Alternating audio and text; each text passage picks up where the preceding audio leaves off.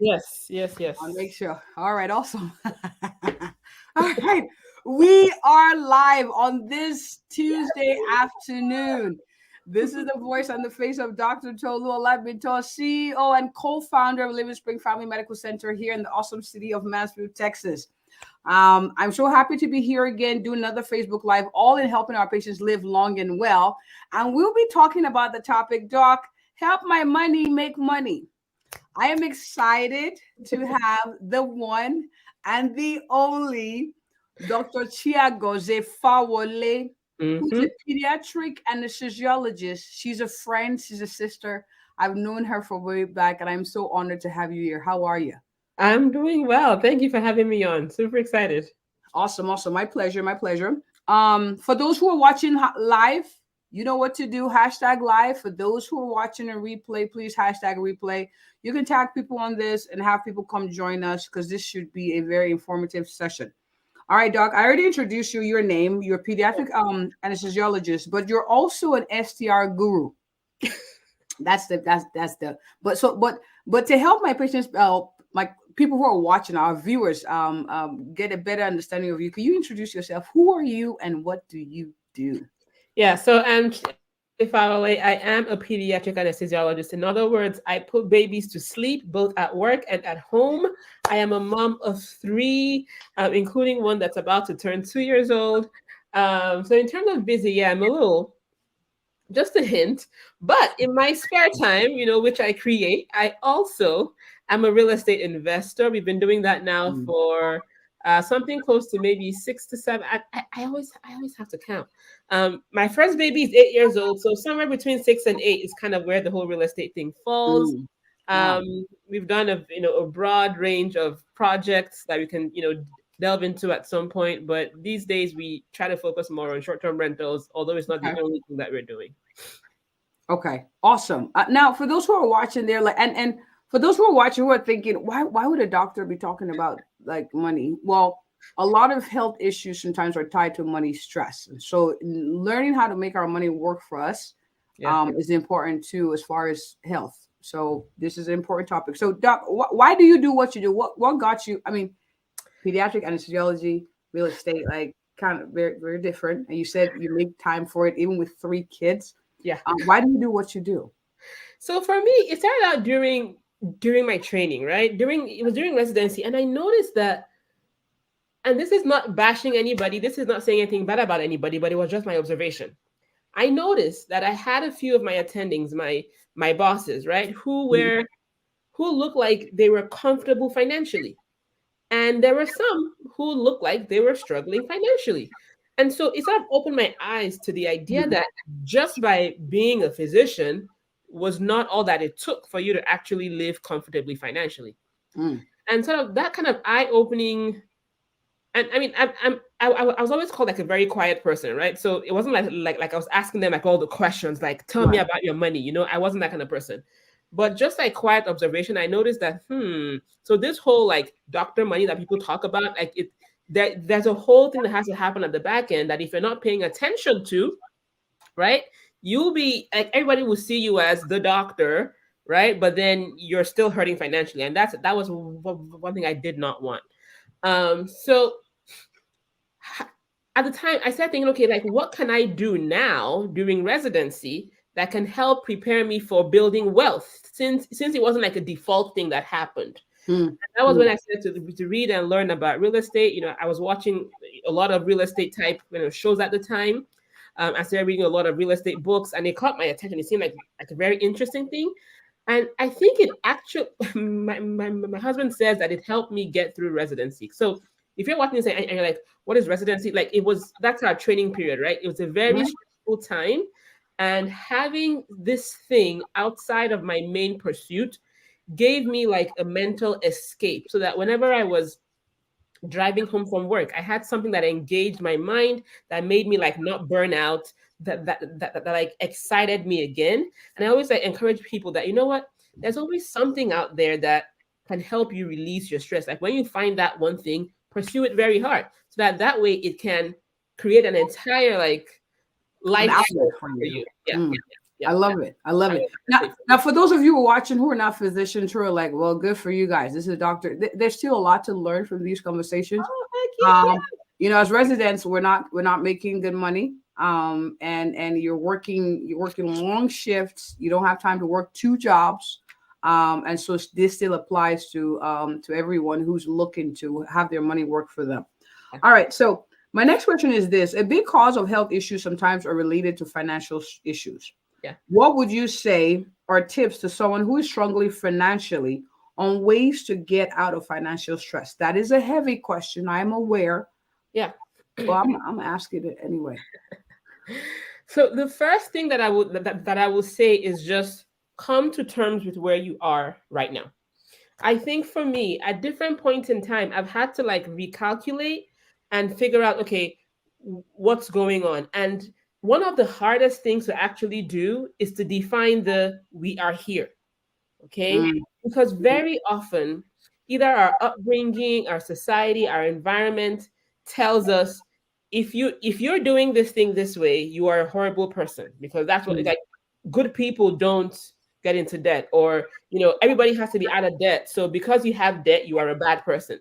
That's like, people don't say it that way, obviously, but that's the messaging that we get all around us, right? So sometimes, like when we think about, say, debt, when we think about our finances, we equate them to ourselves. And because we don't want to call ourselves evil, we then like shut it out, and we're like, la la la la la la la, I don't want to hear it. But we know that things aren't working out exactly like we planned.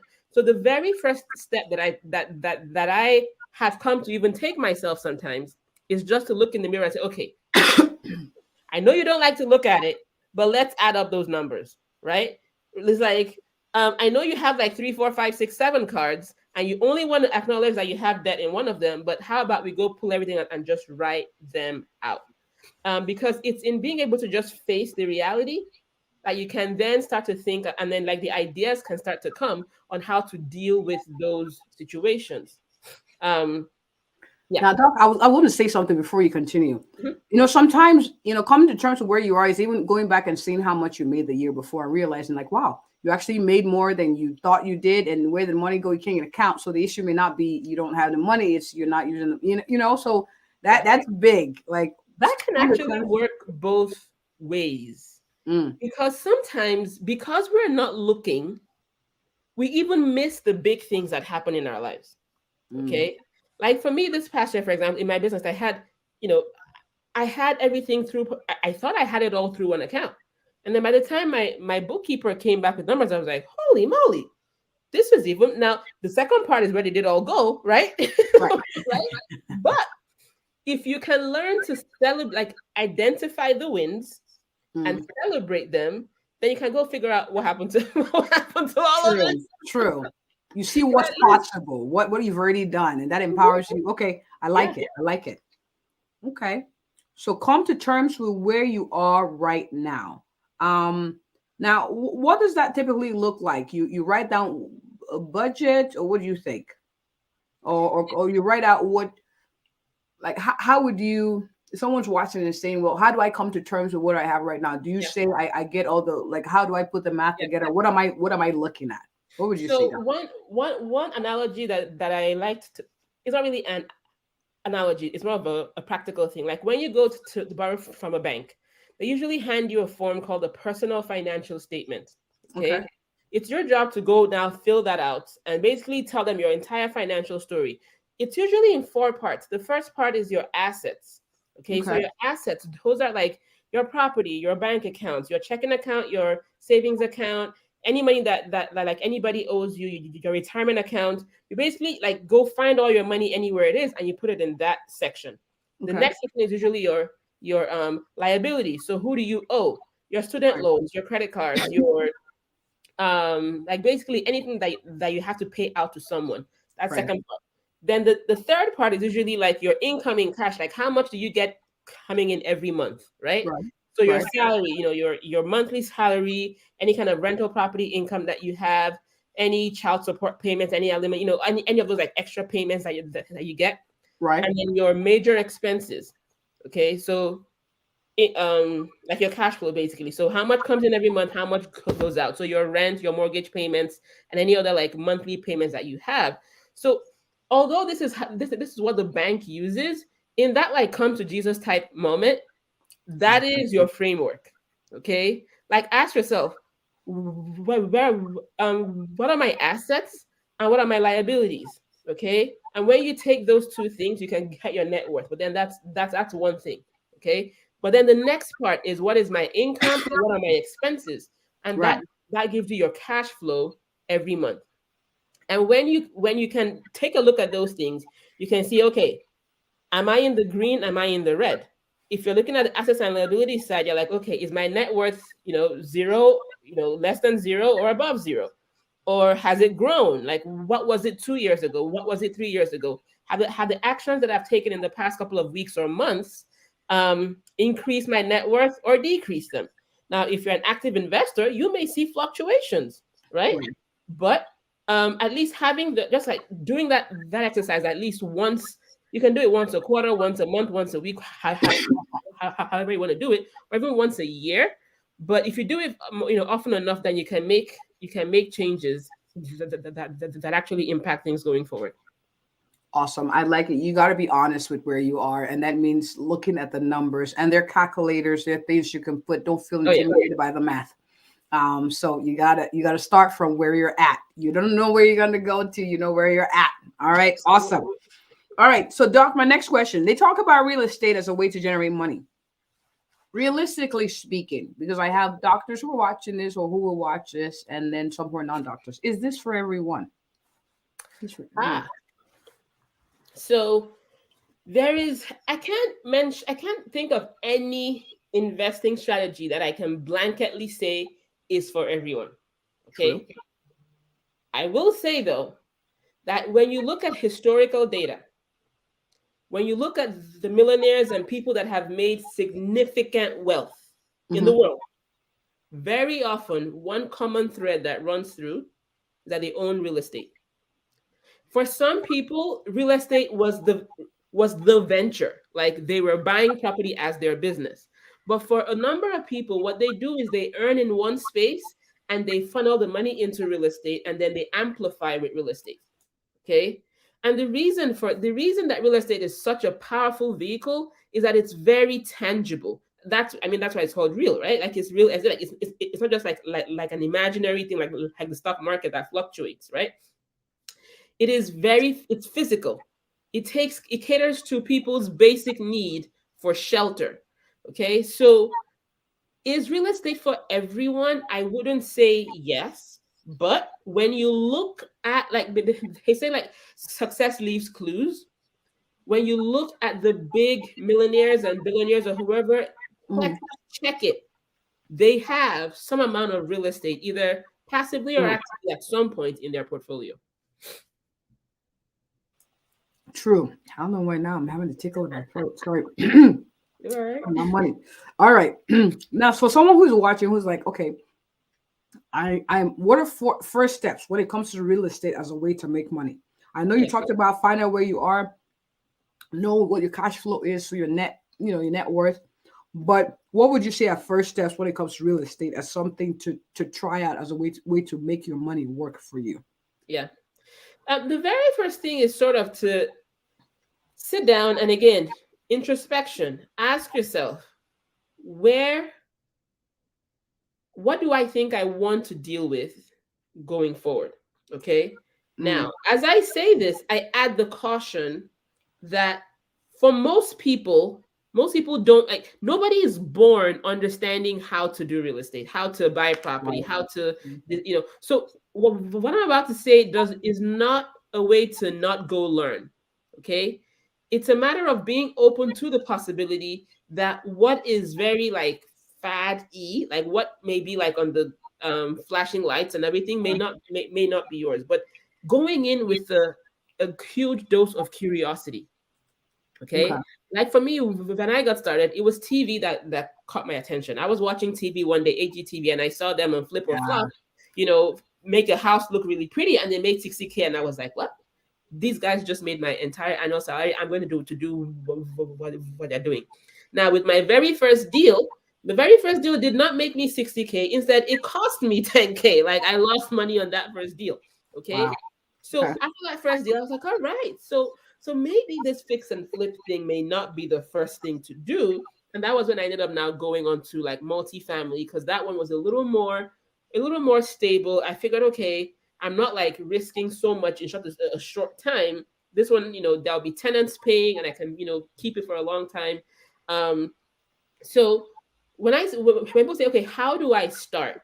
The first thing that I say is get into real estate communities. Mm. Okay. In my case, for me, at first, it was Bigger Pockets. Back then, that was basically it. But now there's Bigger Pockets. There are lots of Facebook groups. There are lots of communities. If you're a physician, there are lots of physician, groups or whatever. If you want to actually find a paid mentor, that is there as well. Those are all there. The second thing is read books. Oh my goodness. What books have done for me, like when I first started, there was one book that I read. It was called How to Invest in Real Estate with Low or No Money Down. Now, at the time, I was a resident, right? So I didn't have money, but I was reading about all this real estate. And it was like, girl, you're reading about all this thing. Like, how exactly are you even going to do it? And then I read that book and it just was like, oh, okay. So I don't even have to use my own money. Like, if I can spend the time. Okay, so there are 4 things that are required in any real estate transaction. Okay? There's the knowledge, there's the credit, there's the time, and then there's money. Okay, so most people don't have all 4. So knowledge, money, time, and credit. Okay, most people don't have all 4. But if you have 1 or 2 of them, and you can go find the person that has the other 1 or 2, you could make something happen. A lot of those who are out there, buying like big apartment complexes, they're not using their money. They're using other people's money, but because they've spent the time getting the knowledge, they're able to then turn around and use other people's money and invest in deals. So for me, that was how I got started. My first, second, third, maybe even, not counting our personal home, my first, second, third deal, I pulled money from other people. It wasn't until maybe my 4th or 5th that I started using funds that were like mine and like sourced from myself. Not Okay. matter of fact, it wasn't until my 10th maybe that I used like actual money from my checking account. All the deals beforehand, they were sourced in some way or the other from external sources. So read books. That was the point I was trying to make. It was in reading a book that I learned all the creative financing strategies and ways that you could basically create funds to do your deals. So read books. That's the second one. Books will open up crazy doors, no pun intended, when it comes to real estate investing. Yeah. I like the pun. And you can get these books at the library. For those of you who are thinking, oh, so I got to buy this, you could get it at the library. Free. So I hope people are empowered and encouraged. It does take your effort from you as well. But there are ways around it. And I love how you emphasize the fact that you're actually able to do it with literal no money down, or learn ways to divvy up the 4 parts that are needed for a good real estate deal. So I love that. Now, I know that your big niche is the real estate, but someone who's watching who's like, yeah, doc, I still want my money to make me money. I still want my money to work for me. Are there other options outside of real estate? Like what are a few tips you would say as just a human in general? Oh my goodness. So quick story. About 4 years ago, you name the model and I was trying it out. Like the things that I have put my hands into.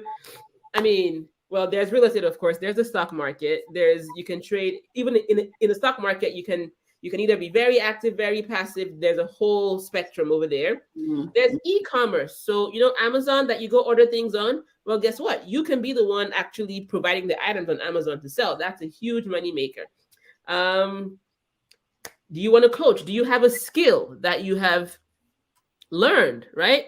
Are you, when you've mastered a craft, even like real estate now, that's another income stream, right? When you've mastered a craft, can you go teach it to someone? That's another major income stream. I mentioned the stock market, but then there are also, there's also Forex and there's crypto, and there are all these other things. And now there are even like brokerages and hedge funds and things like that'll let you give them money, they invest, and they basically hand you money. So You get a cut, and you get your cut, right? yeah, there, Okay. yeah, I can go on. I mean, I can go on for days on that. Lots of options. And one of the things I did want to say though is I want to encourage people to kind of look back when you're doing the assessment. I know we talked about it earlier about being honest, like where you're starting from. Look at recurring expenses that you have that may not be necessary.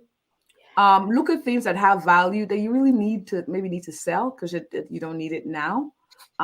You could start there. So, real estate is an option. You do have to put in effort. You have to learn. You have to get yourself in communities that would teach you and you could grow with, or get a coach, or, reach out to Dr. Fawole if you're a doctor and you're interested in doing that.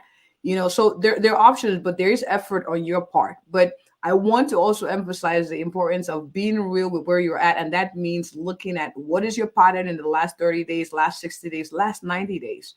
What are things you can turn off? What are things you can cut down? How can you meal prep as opposed to eating out? I'm a doctor and I don't eat out. I make my own lunch. Yeah. You're a saint. Lunch to work. So just little things like that do add up. But I'm hoping that, and I trust that this has been helpful to someone who's watching. Please share. When our money is able to work for us, then we're able to address some health conditions, because that's one less stress, one less blood pressure inducing stressor, or high blood pressure inducing stressor. Now, Doc, I already said that they can reach out to you. So someone's watching like, okay, I don't need her to get my baby to sleep. I got that covered. But I would like to connect with her to come talk to me about STRs, so short-term rentals, and other ways to do real estate smart. How can people connect with you, Doc? So the easiest way to find me, honestly, is on Facebook. If you just screenshot my name right now and type it in on Facebook, you will find me. I can promise you that there is only one Chiagozie Fawole. Find it.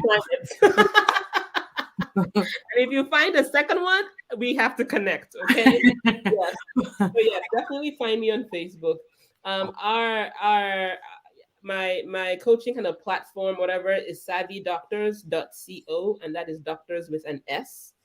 We have a free Facebook group for physicians. If you're a physician, that's where you hang. If you're not a physician, I share a lot of stuff on my my regular wall and things.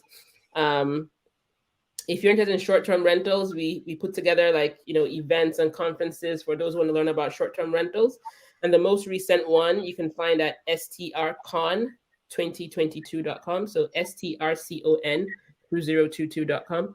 That's just, those are different ways that you can find me. But the easiest one for sure is just screenshot my name, type it in. Make sure you put in all the I's. Yeah, there are two of them. Chiagozie. Yeah, you got to put in all the I's. Yeah. Awesome. Thank you so much for coming. I know you're busy and I appreciate you doing this, even at this time of the day. You rock. Mm-hmm.